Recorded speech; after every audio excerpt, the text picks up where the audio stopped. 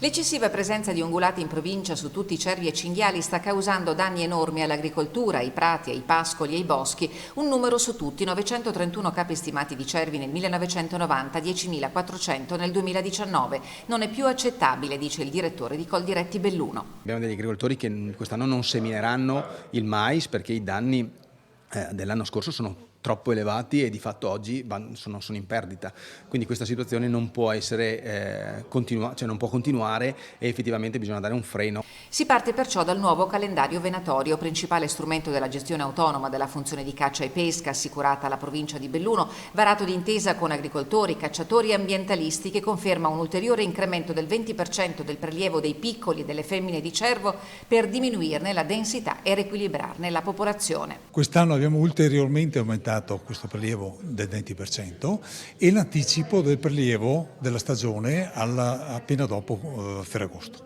Eradicazione totale del territorio invece per quanto riguarda il cinghiale, vero terrore degli agricoltori. Il prelievo può essere fatto sempre e può essere anche illimitato, nel senso che non c'è un numero di prelievo.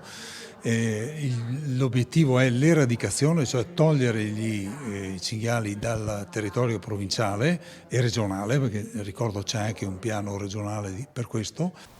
I prelievi saranno eseguiti da cacciatori preparati anche con gabbie e chiusini, ma bisogna fare in fretta. Dall'est si teme possa arrivare la peste suina e sarebbe un guaio immenso. All'attenzione del tavolo verde anche la questione lupo, in attesa dell'adozione a livello nazionale del piano di controllo che potrebbe equiparare la normativa nazionale a quella di altri paesi europei, dove sono ammessi piccoli prelievi destinati non alla distruzione ma alla conservazione della specie.